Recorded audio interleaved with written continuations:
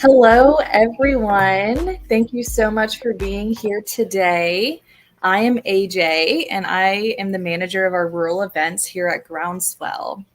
It is my absolute pleasure to welcome you to this month's Rural Renaissance webinar on EV fleets and rural communities. Thank you for filling out our icebreaker on what mode of transit you use.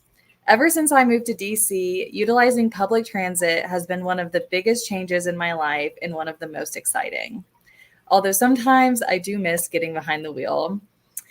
Growing up in Tennessee, I rode the school bus to school, and I am so excited to hear what our panelists have to share about the trajectory of EV school buses and other EV fleets, especially as it pertains to rural communities. I want to begin with a big thank you to our panelists for joining us today. If you were at the roadshow in October, you may remember Keith Dennis, president of the Beneficial Electrification League, from the workshop he presented on developing winning federal grant applications. If you'd like to review his PowerPoint from the roadshow, you can do so at ruralrenaissance.com, or you can find it in our March newsletter. Thank you, Keith, for joining us once again. Thank you. I am also thrilled to welcome Margarita Parra, Director of Transportation Decarbonization at Clean Energy Works, joining us today to share her expertise. This webinar is an opportunity for you, our audience members, to ask questions. If there's a point you'd like clarification on, a challenge you're facing that our panelists may have advice on, or beyond, please type your questions or comments into the chat box and we'll get to them as soon as possible. And with that, I'll pass it over to our panelists who have a wonderful presentation planned for us today. Great. Well, thank you so much for having us. It's a great topic here. If you could go to my next slide, I just spent a second to mention what the Beneficial Electrification League is. We work with a lot of electric cooperatives and municipal utilities around the country to talk about beneficial electrification, which I'll mention our mission in a minute here. We also work with companies that are providing electric products, electric appliances to the market. But really, our constituents and our sponsors are all over the country in rural America, from coast to coast. Electric cooperatives, there's 900 of them, serve more than half of the U.S. land mass, and there's over 2,000 municipal utilities. So lots of players in the electric sector that serve energy to the heartland. Go to the next slide. Just briefly mention our mission and our vision. We do envision a future where electrification is broadly implemented to drive economic development, meet consumer needs, and achieve environmental goals. And I'm going to mention a little bit more about this in a second. We're really focused on facilitating the implementation of electrification when it's beneficial, championing grid infrastructure, and really developing that ability to implement electrification. So if you go to the next slide, I just want to kind of remind folks that electricity really is this kind of hidden thing in our lives that provides a lot of value. There's a lot of reasons why folks would electrify, but the kind of common sense reason is it just improves our quality of life.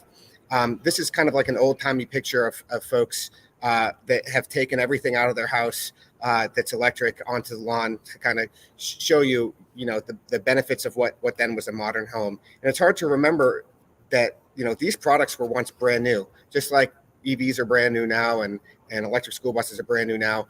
We didn't always have electric air conditioners, electric refrigerators, electric clothes dryers and dishwashers and TVs. So we talk a lot about the other benefits that folks are looking at: efficiency, fuel cost savings, air quality. But at the end of the day, this is really something that if the technology is good, this electric technology, it's adopted because people just want a better quality of life. And that's where we'll see a lot of adoption of electric technology. So if you go to the next slide, we have this term of art that we call beneficial electrification. And you can tell people stumble over that a little bit. So why the beneficial and beneficial electrification? Well, we want to make sure that if you're electrifying things, it's going to benefit a wide variety of stakeholders. That means for consumers, it has to save you money. If you're going to get an incentive to electrify your house and it's going to leave you with higher bills, you're not going to be very, very happy. Same thing with the environment. You want to make sure that you're doing this in a way that's going to reduce overall carbon emissions. You don't want to be putting in technology and ending up with more pollution. That would make environmental folks who are interested in this say it's not beneficial. You have to have good quality products that are going to give you the service that you want. So you don't want something that's going to leave you cold in your house, for example, or not able to drive. And fostering a robust and resilient grid is really important as well. You want to make sure, for instance, if you have big adoption of electric vehicles, that they're not all charging at the same time and causing problems with the grid that would cost money. So figuring out ways to make sure that this all works is very important. Now, there's plenty of things that do at least one of these things without harming the other ones, save money, help the environment. And so we say it's not necessarily every single thing you want to have electrified, but when it's providing these benefits, it's a slam dunk for sure and beneficial to a large part of the stakeholder population. So if we go to the next slide, one big reason why folks are interested in this now is because greenhouse gas emissions can decline from electrifying more things. And it's really because electricity is getting cleaner over time. Since 2005, we've seen a huge reduction in 30% reduction in greenhouse gas emissions associated with electricity. So anything that you have plugged into the grid today is operating better than it was 5 years ago, 10 years ago, and it will be operating more efficiently for the environment over time. And so that's a real advantage of electrification. Now, on top of that, electric appliances are also very energy efficient. So you have this sort of double whammy where an electric appliance like an electric car is very efficient, a heat pump very efficient, and then you have the emissions, the electricity falling. And with gasoline, natural gas, propane, that does not happen. So you have this situation where for the environment, choosing electricity becomes kind of a imperative if you're thinking about how to get to a low carbon future. If you go to the next slide, you see this also means that we will have more electric use overall. And this has recently become more of an issue because folks are always saying, hey, can we electrify more things? Can the grid handle it? And I'll just point out that, in rural areas 100 years ago, there was virtually no electricity. And over time, we've electrified farms and towns across the country, and it's brought great benefit. Even in a high case scenario where you have a lot of electrification, it's going to be on order of what the past growth was. So it's something that we certainly can handle. And if you're managing the way that you're adding this and planning ahead, the way that loads are added, it's going to be something that is completely manageable. So if you go to the next slide, it's also not fast. People kind of have sometimes a difficulty without a graphic here to help just kind of getting a sense of the time scale of these things. If we're talking about, say, for example, 10% of cars being sold today that were electric, that means that 90% are still being sold that aren't. And that means that 9 out of every 10 cars for the next 10, 20 years, however long they last, are going to be fossil fuel, and then 10% will be electric. So even if you were 100% selling electric vehicles today, which is not happening, it would be a long time before you would have 100% of electric cars out on the market. So this is a graphic that kind of illustrates that point. By 2035, we're expecting, a little bit less than 20% of electric vehicles on the road will actually be electric. And then out in 2050, it will be more. So it's not as if there's going to be a magic wand waved and all cars are going to be electric. It's going to be gradual, and we're planning for it. But there are cases where it will be much faster in local locations. So if you go to the next slide, you see here this idea that electrification of fleets can happen very fast. And typically that can be a challenge and an opportunity. The challenge with it is normally when you're adding an electric service or adding electric loads to the electric system, you basically have some time. You're building a foundation, you're getting a permit, maybe it takes you got some temporary power there, but you're pouring concrete for a foundation, and eventually you'll have service there.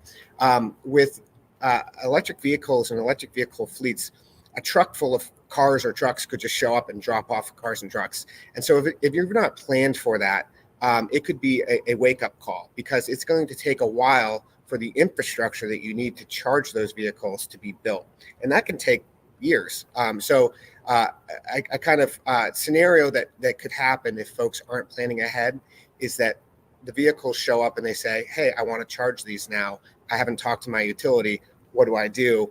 And it's really it could create a problem where you're waiting for charging. And that can actually give a little bit of a black eye to the whole scenario. So we want to make sure that we're planning ahead for this stuff. If you go to the next slide, some of the places where you might see this first, or at least large fleets, are in the commercial space. Things like the post office, which I'll talk about in a second, huge fleets that backed by the federal government.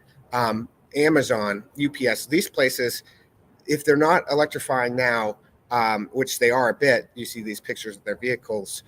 Once it becomes cost effective to do it, where they're making money and they're not having operational concerns, they will do it pretty quickly. If you think about all of the vehicles that these places have, if you can cut costs in the actual driving of these vehicles and the purchasing of these vehicles, it is a big boost to your business. So this would be a business decision.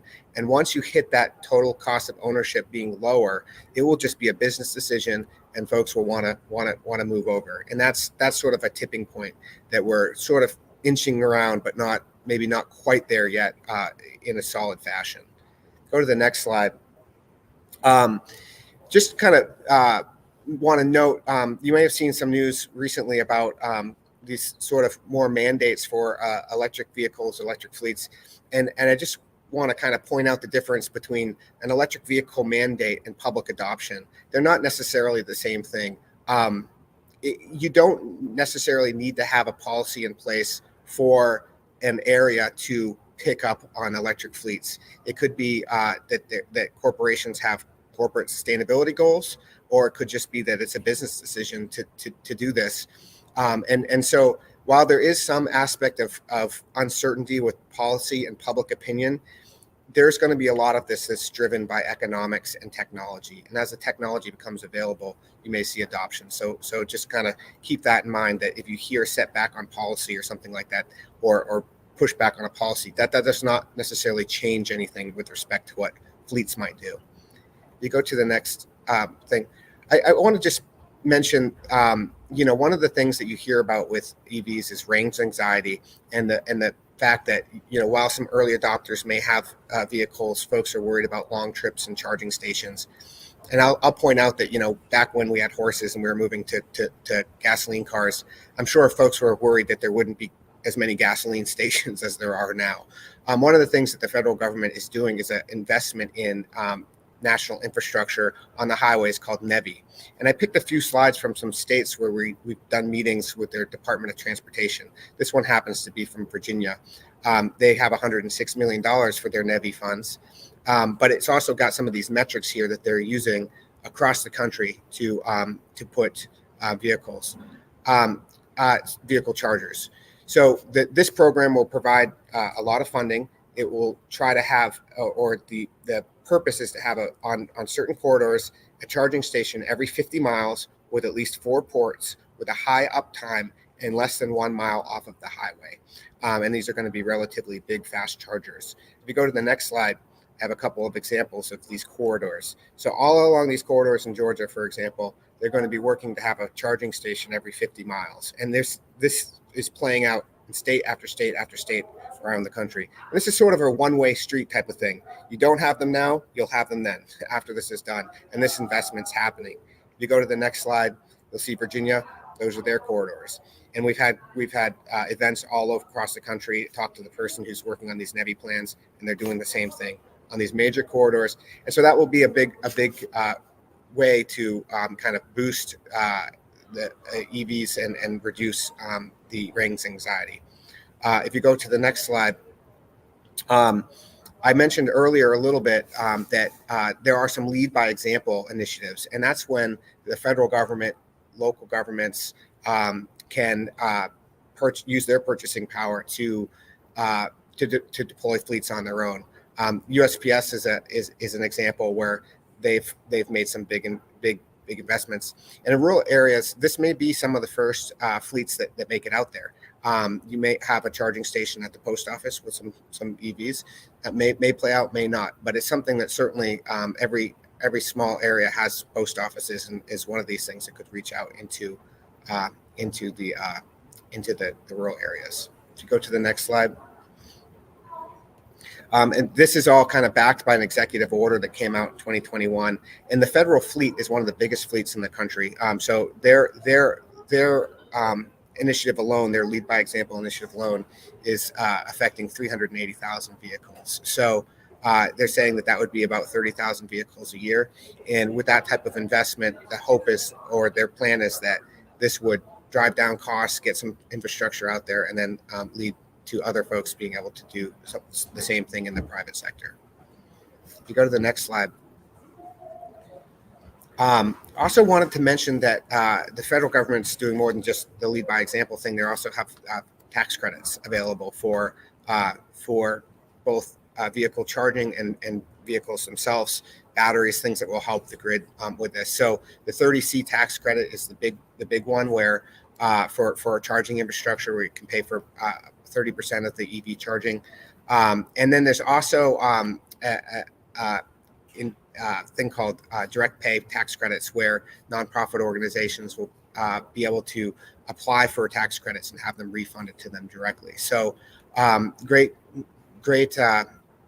developments there for making the charging infrastructure investments more cost effective for consumers. If you go to the next slide, we're going to talk a little bit about I think it is the biggest fleet, the biggest method of transportation in the country. They say electric school buses. The IIJA, the Bipartisan Infrastructure Law, the infrastructure bill that passed, put about $5 billion into grants for electric school buses. And Margarita is going to talk about this in a second. So I'm sort of on my way to transitioning over to hers. To her slides here. If you go to the next slide, I believe. I just want to mention that we have also helped with the school bus initiative, and across our portfolio of folks, we've helped folks in 2/3 of the states to learn about this program.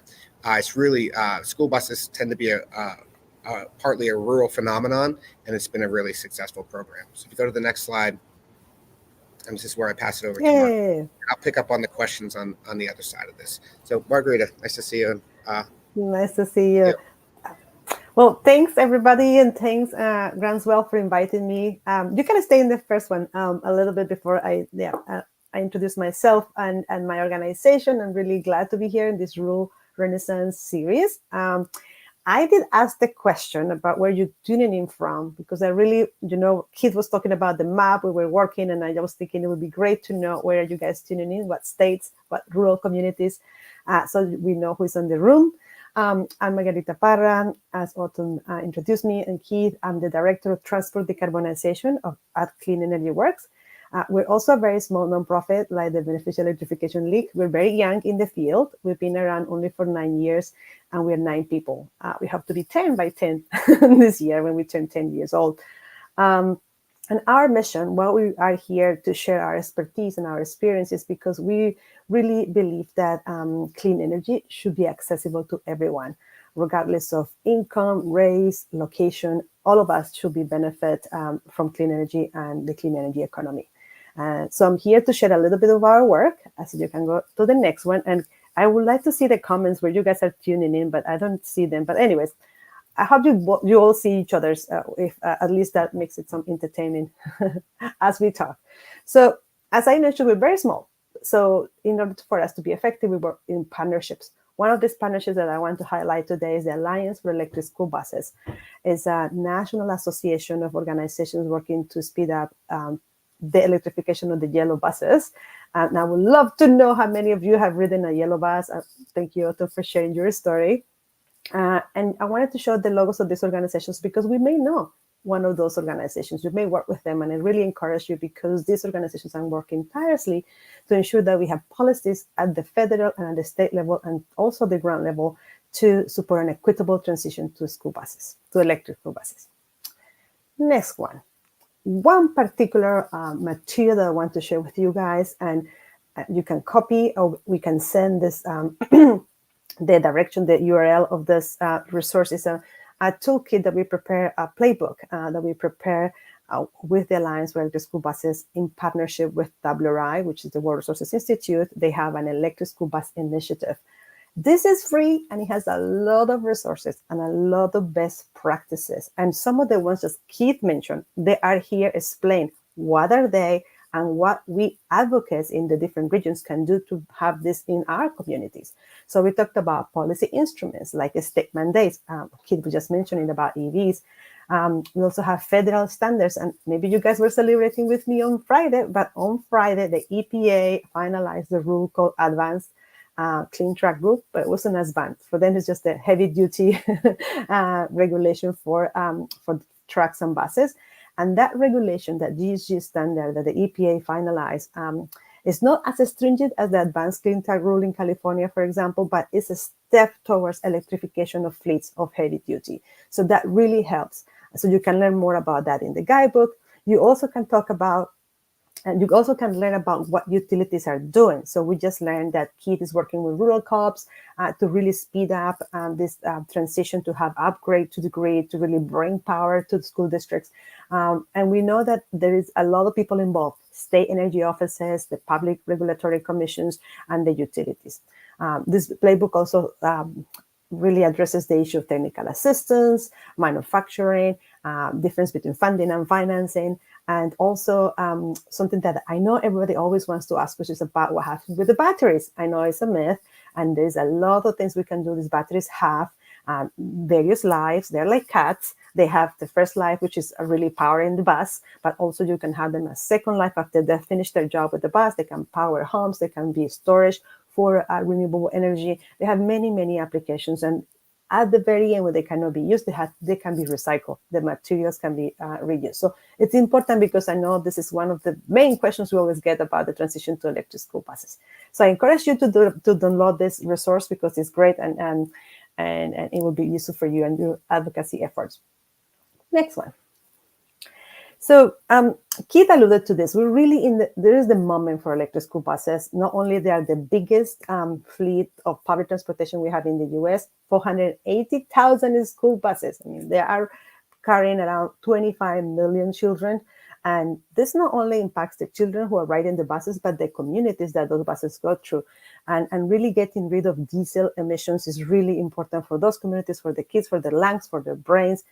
Also, these other benefits, they save money. And I agree with Keith, this actually is the reason why fleets are electrifying, because this is also a very good economic decision. We're very fortunate that during this Biden administration, we've been having not just IJA, Keith mentioned it, which is the Bipartisan Infrastructure Act, but we also have IRA, the Inflation Reduction Act, which I know you guys have heard about. And there's so many children of these two parents. And I just listed the amount of programs, and I didn't even put all of them because there are a lot of programs that are providing funding, catalyzing this transition. So the EPA Clean School Bus Program, which I'm going to talk a little bit more. There is this year coming out, the EPA's Clean Heavy Duty Vehicle Program. We have the IRA's EV tax credits.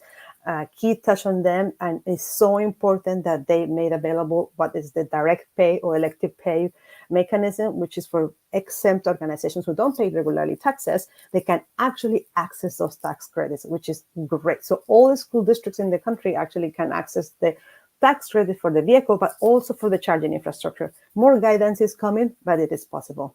We also have a lot of DOT and DOE grants. On the DOT side, NEVI, I know Keith talked about it, which is about the infrastructure on the highways, which is so important to make sure that if you have a EV and have a trip, you can actually use it in long-term distance. We need that fueling around highways. But also there is the charging and fueling infrastructure grant program from DOT. And that one has actually a community grants portion that was just about projects for schools, parks, all in your community, and rural areas are actually priority as well for that. So it is important to look at all of these opportunities because we can actually, in some cases, put the same project or the same kind of leverage all these fundings to fund our project in our communities. There's also USDA programs that rural communities are very familiar with. There's the GRID program for grid modernization, the New Era, and other programs that the USDA has been doing to improve the rural grid and how we access electricity. And there is a lot of modernization that needs to take place. So all of those programs from all those agencies really are helping in this transition. Right now, we have 8,600 electric school buses committed, meaning some people ordered them. Some of them are already on the road. So we have a long way to go, but I'm glad we already started. And we've seen some leadership from both investor-owned utilities and rural co-ops to make this a reality. And this photo is in an expo. I hope somebody here from North Carolina, I want to know if somebody put in there.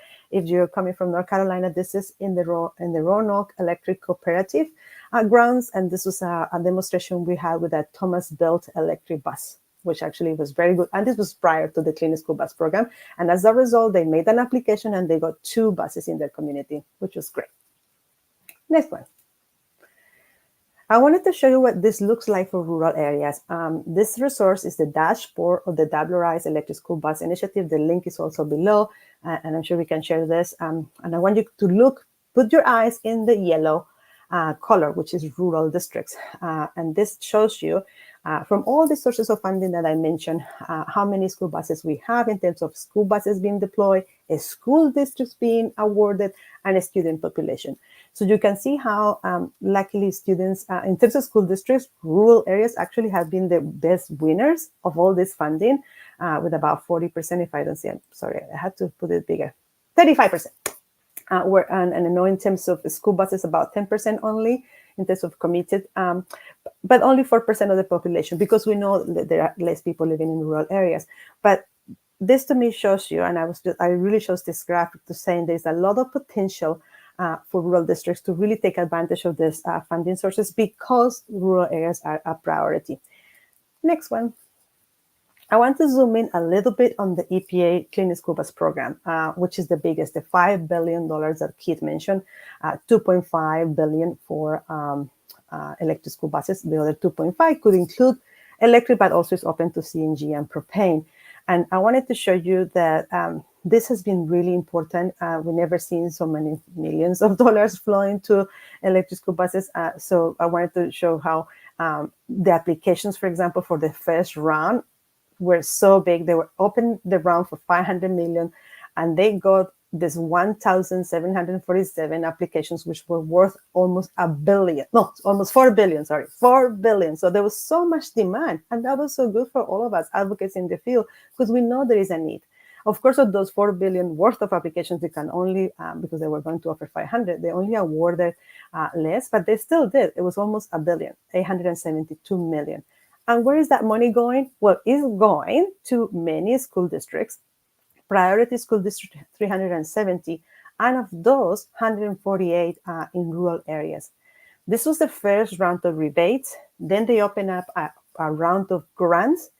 They are a bit different instruments. Rebates are a point of sale, and they're much easier to apply. But you win in a lottery. And it's true. It's literally a lottery. Grants are different. You have an application, you have a point system in which you are rated, and so they're a bit harder to apply. And you can see the difference. You see 124 people apply for that round applications instead of the thousands. And there are less school districts that are being awarded because of that, and less school buses. Well, almost the same electric school buses, actually. That's because they actually did allow a higher amount of buses per application. But what I wanted to point out here is that rural districts are still a priority in any of the different mechanisms that the EPA is implementing. And there was a previous, at the end of last year, they opened up a round of rebates again, and it's closed recently, so I don't have the results. And they are going to open another round of rebates this year. So great opportunity, and rural districts should be really paying attention to apply. Next one. I wanted to finalize with 2 stories that we've been collecting as part of the Alliance for Electric School Buses, and the case studies that I thought were really good for you guys to get inspired today, because this is where you really think this is making a difference. This county in Missouri, Knox County School District, deployed their first ever electric school bus. This was about in 2021, so sometime before. Not with the EPA money. This was using, as I put it there, braided funding from the VW settlement, and the USD Community Facilities Program. This is for the bus and for the charger and charging infrastructure. They use incentives from the rural co-ops that serve Knox County, which was the Associated Electric Co-op and Lewis County Rural Electric Cooperative. What really inspired me this story, and the link we can also provide for you guys to learn more, is that this was really a community project. The superintendent, Andy Turgeon, he actually talked to their community, talked to their board. It was really, they rallied their support. They actually answered concerns that the community have What will it mean to have? They only have like 10 buses. I mean, it's a very small school district in a rural area. So changing one bus, of course, makes a difference. But the students got involved. They got the money. They really wanted to do it. And the old bus, the one that you see in the picture, is the old bus that was diesel. That has to be scrapped because that is one of the actual requirements of these programs. And you guess what? Those students say, hey, we need to do something with that scrap bus. Let's convert it into a project. And they converted it into a coffee shop where they talk about technologies for the buses, and they introduce people to this electric technology. So I thought that was a beautiful story, you guys know, in one of rural districts in the US. And the next one is in Colorado. This is a story of two towns, not that near to each other. I looked in the maps. One is in the Mountain Park Electric Cooperative Service Area, is the West Grand School District in Cremy, Colorado, and the other one is the Durango School District that is served by La Plata Electric Association. And they started almost at the same time. And these two counties separately, but they both use this source of funding called the Regional Air Quality Council in Colorado that has, each of the regions have access to these grants for electric school buses. And they also use USDA, something called the Rural Energy Savings Program, maybe you're already familiar, for the charging infrastructure. And what's cool about this project is that Durango School District became the first county and the first school district to have a V2G pilot. And this was powered by a rural co-op, La Plata Electric. So I feel that innovations really start sometimes in the more unusual places. And I'm really happy to hear that rural co-op has been the innovator for this project. And this project inspired Colorado Senator Hickenlooper to propose a bill. It's called the Bidirectionality Act. It was proposed in 2022. It hasn't gotten yet money, I know, but it was proposed, and it was really inspired by this project. And what that bill, bidirectional bill, was asking was for more support to deploy these programs, to really ensure that V2G, which I'm going to talk next, is really a reality and brings benefits to the rural areas. Next one. So here it is about this V2G and resilience, which is actually the kind of the theme of this series. Was resiliency, energy resiliency, and energy reliability are very important, and school buses are actually an asset. The school buses have a large battery that can support the grid. They can support peak load reductions. As kids say, we need to ensure that they are actually plugged at the right times. But because they have a bidirectional capability, meaning the energy can flow both directions, these battery units can power back the grid, can power back the building in case of emergencies. And this is very important.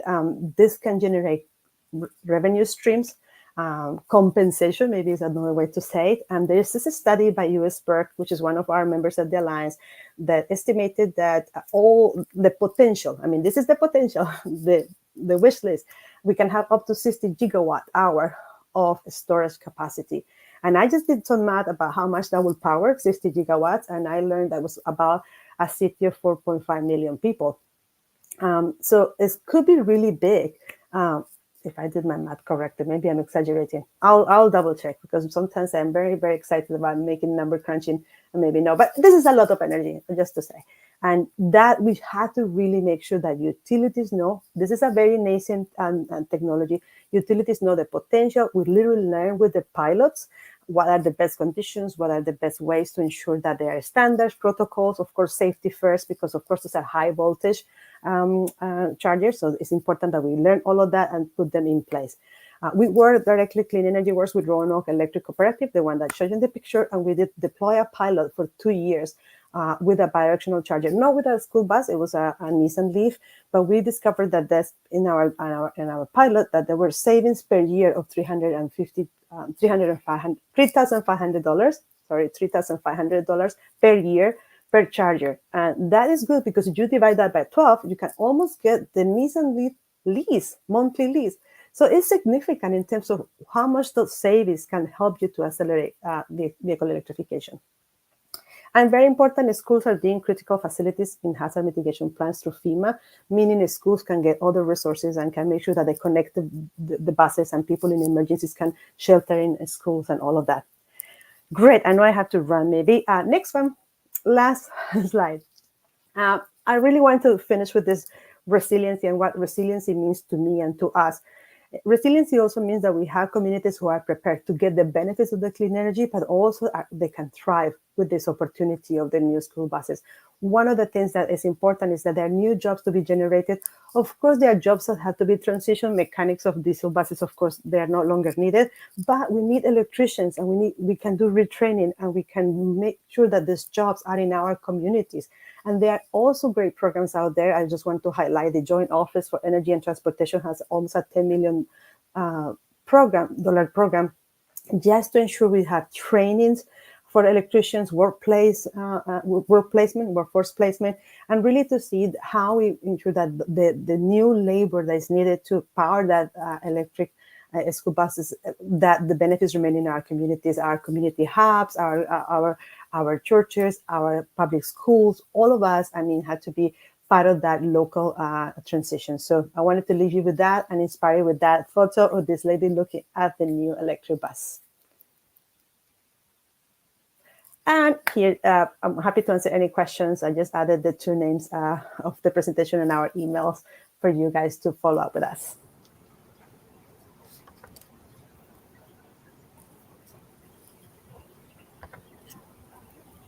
Wonderful. Thank you, Margarita, and thank you, Keith, so much for that wonderful presentation. We've had some really interesting comments in the chat while you guys were speaking, including this one about this person who has spent an entire year of their life riding the bus and sitting in diesel, which I think is really cool. And you're not the only one in the chat who rode the bus for an hour every day, it sounds like. Or an hour each way, Joyce says. So that's great. We do have some other questions. One from Vanessa, which Keith, I think you spoke to a little bit, but if you want to address that again. Yeah. So the question was about the load projections, the growth projections from the NREL study. And for folks who aren't familiar, the Electrification Future Study by NREL is kind of one of the biggest studies on this. There's also another one by EPRI. That chart's still up on the homepage of that study, so I don't think it's outdated. The question was, why do we see kind of a flatter industrial load growth than you would expect if folks are changing to electricity? And one of the things, first off, a lot of the growth in electricity that we might see is probably going to be offset a bit by the fact that we have more efficiency coming online as well. So if you think about light bulbs and things that heat your house, they're just so much more efficient than the old version. And oftentimes those old versions are going out. We're getting new, more efficient LED light bulbs and not electric resistance heating. And so that kind of offsets some of the growth. And so you might be able to add EVs as you're taking off, say, electric water heaters that are kind of resistance and putting on heat pump water heaters and things like that. So there's a little offset there. The other thing I would just say about models, nobody knows the future, right? And so folks say, hey, we're going to have this many EVs by this year, and then we could have more, we could have less. With industrial growth, you could see, for instance, hydrogen come online to do a lot of the heating stuff instead of electricity. And that's one of the things about this area that's just so hard to get your arms around, is that all of this sort of depends on a lot of uncertainties that we just don't know about. And so it's really important to plan for contingencies to make sure that we do have that electric infrastructure to support fleet growth in the future. Wonderful. Wonderful. Thank you, Keith. We also had a comment from Joyce, just saying that she was excited to hear about EV fleets and financing for both EVs and EVSE infrastructure. I'm wondering if you have any comments on that. And also, I'm curious about, any challenges you've seen people facing, or maybe surprising, things that are not as challenging as they thought it would be when it comes to utilizing IRA and BIL funding. I can speak to the infrastructure side real quickly. Yeah. For instance, when you have a rural area that maybe has a population of, say, 5,000 folks, and you're near the highway, and there's a demand to have charging stations there so that people driving through can charge their cars. Over the course of a day, it's possible that charging station is not going to be used all the time. So it sort of uses a lot of electricity at one minute, but not a lot all the rest of the day. So that provides just a logistical challenge, getting electricity to there, a lot of it at one point. But the other thing is, if you're trying to build that with local dollars, and say it's like $1 million to build a charging station, and there's say 10,000 people, that's like $1,000 per person or something like that. It's something that the financing has to be worked out. So it's not necessarily the people who live in that local area who are paying for like federal infrastructure.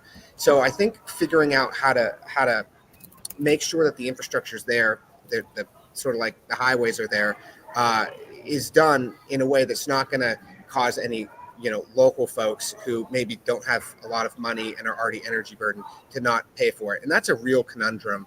One of the things I think that kind of offsets that is that some of this charging is done at work. So the business itself has an incentive to and that's where financing comes in, or malls and things like this where they get business when people park there, or food stations. So there are some business models that work, but I think we also have to be careful to remember that a lot of rural areas where you might want some of these chargers to reduce range anxiety have a burdened population there. And so expecting folks to make a charging station that's not going to make its money back is something that would need to be funded somehow. Yes, that is a big challenge. I was thinking about the school bus applications and the school bus giving all that funding available. It seems like all great, but no, we have challenges. And one of those challenges is about the coordination that is needed among many stakeholders. So not only the school district, sometimes the state offices of education, and the utility.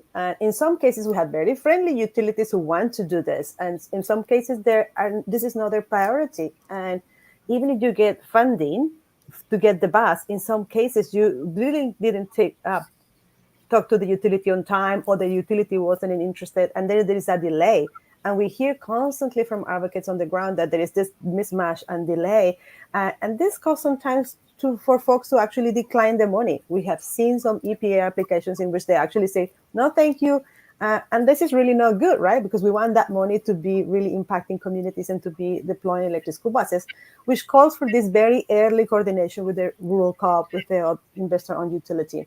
So we see that challenge. The other big challenge that I see is that because all of this is nascent, and I agree, we still have models, and we're predicting this, we don't have all the information we need. And there's so many pilots on V2G, for example, but we still don't have everything that we need to ensure, for example, that in the long term, the grid is planned based on that capacity, that storage capacity that not just the school buses will have, but also EVs.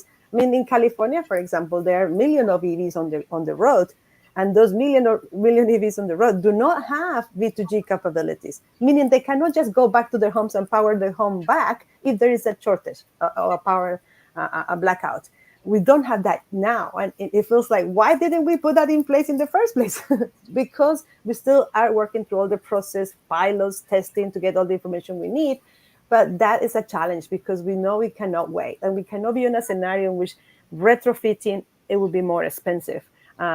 So it's just that kind of scenario that we are with many challenges. But luckily, there's a lot of people working on this. I don't want to disincentivize folks. Actually, there's a lot of people working on it, a lot of research institutions. EPRI is doing great things. WRI, Keith and Bell, as many NGOs trying to really bring all that information together so we can use what we have.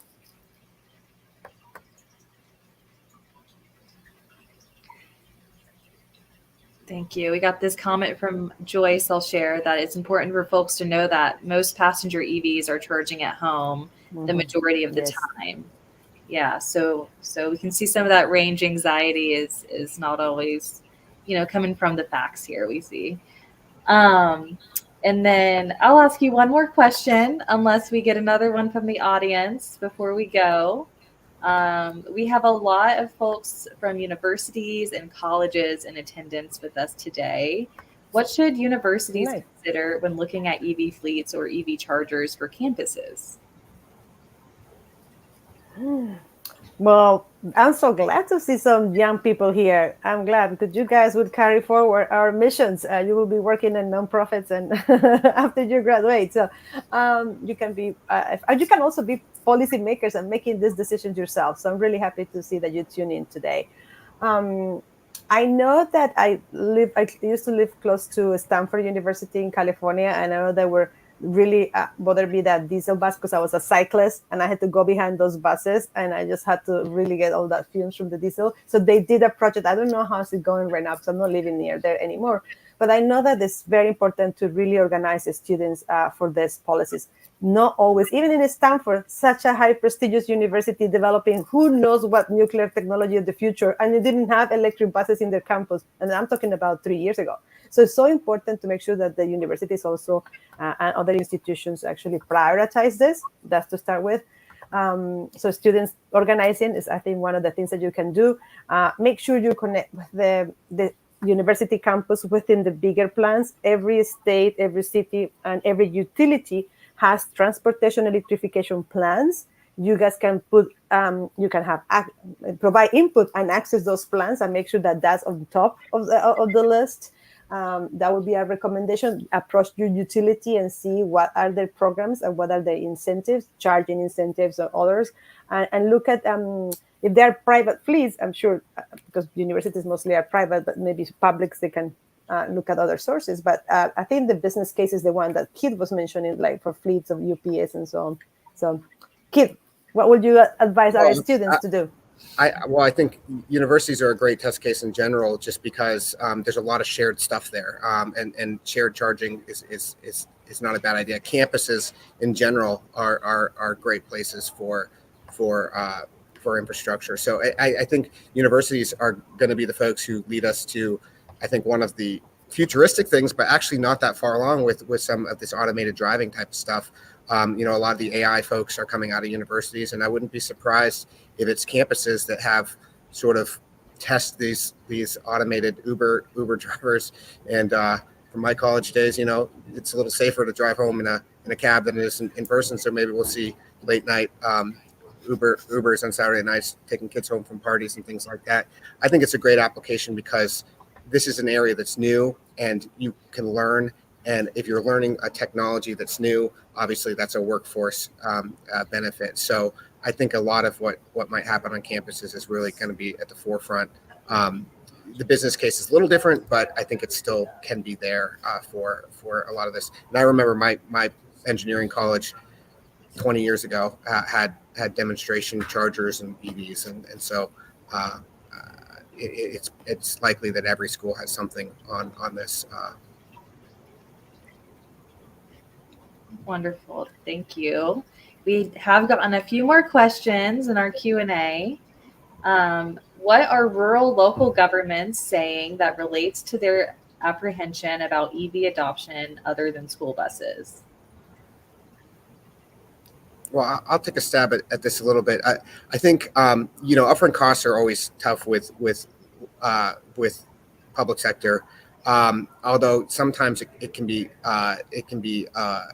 easier and sometimes it can be harder than for individuals, for governments to work. But one of the things you asked earlier was about kind of surprises, and I'm not surprised that there's kind of a big political divide. But local governments are, a product of their constituents. And I've been surprised that, a local government goes and does stuff. It's like there's like Facebook bots or something, with like conspiracy theories about, how bad EVs are and things like that. And I think that can be a damper on some public officials, just to have a lot of negativity around something that really, I think, is probably unwarranted. But I think that the apprehension from folks isn't always about the technology. It's sort of about constituencies who have these views of technology. I think that can be a little bit unfortunate, and it's overcomable. But the other thing I would say that's not a surprise is, but a challenge, is that any new technology is going to have some hiccups. And in my view, kind of taking a big picture, I think the hiccups are sort of a smaller portion than you might even think. But every time there is a little hiccup, it's blown huge. So, for instance, if an EV doesn't start when it's cold out, nobody mentions that, in a really cold situation, regular cars don't start, and kind of and the bright side of that is that you can actually plug in an EV and have it preconditioned to work fine. So you sort of hear these stories out of context and a little bit blown up out of proportion, and don't really get the sense that driving around in gasoline vehicles is not all roses. And so I think that as this technology matures and there's less risk of being one of those kind of situations where you have something, a hiccup, or there's less attention to the hiccups, it's just going to be normal course of business for folks to choose a vehicle that's got if there's a use case that's superior, the local government will pick that because it's a better option. And I think we're headed in that direction where folks are just going to say this is a better option for our need. Maybe not going all the way across the state one trip, but when you're a local government, you're only within the confines of your business. You can save on the gas money. You can help with air quality. You can get less maintenance. Eventually, that's going to kind of be what drives the day. I will just add one thing, because I think he did a good job explaining all this, the apprehension where it comes from. But one of the things that we also have to think about this transition in a way that makes sense for people. Maybe a full electric EV is not the solution for everybody. I mean, we can have plug-in hybrids, and that could be the solution for some members in rural communities who really is true. They're really far away from places. And right now we're building the infrastructure, but maybe it's not there yet. And the ranch anxiety is there.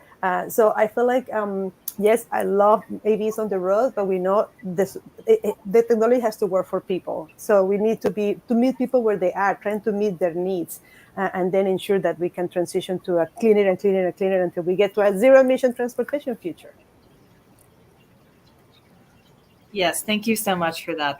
I think that really rings true. We need to meet people where they're at for sure. And we've got time just quickly to answer this one last question, which is what capacity building and awareness strategies have worked well to engage rural communities in the transportation electrification conversation? Well, I think nothing works as well as to try. We call it try it, you'll like it. It's once folks have actually tried something, they tend to be a little bit different than when they haven't tried it. And so just experience these ride and drives, once neighbors talking to neighbors. So it's really getting some exposure to this.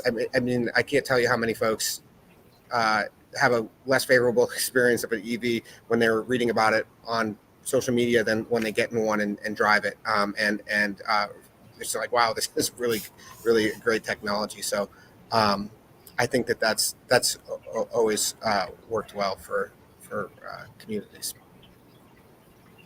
And I will just compliment it by saying that this has to be led by communities themselves, but those students, those parents, those boards, it really has to be something that comes from the community. The case of Missouri, I brought it because of that, because to me, it says when the local community they were ahead of all of us. This is 2021. I mean, they did it. And that was because it was interest for the community. So I know there are students out there all worried about climate change. We know there are students who really want to speed up our transition to a zero emissions technology. So we just really have to really make them organize, support the education efforts. That's the best outreach. I mean, we don't have to tell them anything. I know what we have is to enable their own initiatives and make sure we connect the resources, get the information they need. Because right now we can just connect the interest with what we have at the federal level and the local level, and that will happen. So that's my best advice. Be yourself and get those leaders on those communities to act. And I know I said that was our last one, but I'll throw this one up. As a financial consultant with funding available for schools and governments, what networking opportunities or groups should Amy be reaching out to in order to spread the word that there are financial resources available? I think the WRI Electric School Bus Initiative has a lot of resources that can be spread. I can send that. I can also contact Amy and give her more resources. I think that's a great question. Yeah, and there's associations of schools and other folks. I think, first and foremost, if you can find someone and figure out what they're looking at, if you can't find it, other people won't be finding it. There's a lot of nonprofits out there helping folks. There's a lot of financial resources, and the trick is not to get caught up and find in the noise. It really find the right person at the right time, finding the right people at the right time, with good information, and it will go pretty far. Perfect. Well, thank you both. Thank you, Margarita and Keith, and thank you to our audience members for your questions today and for spending your valuable time with us. We're going to continue to talk about EVs, the IRA, BIL, and other avenues for building resilient rural communities in our future webinars. So please make sure you're staying in the loop by signing up for our monthly newsletter at ruralrenaissance.com. And this is AJ, serving with joy and signing off. Thanks, AJ. Thank you, everybody.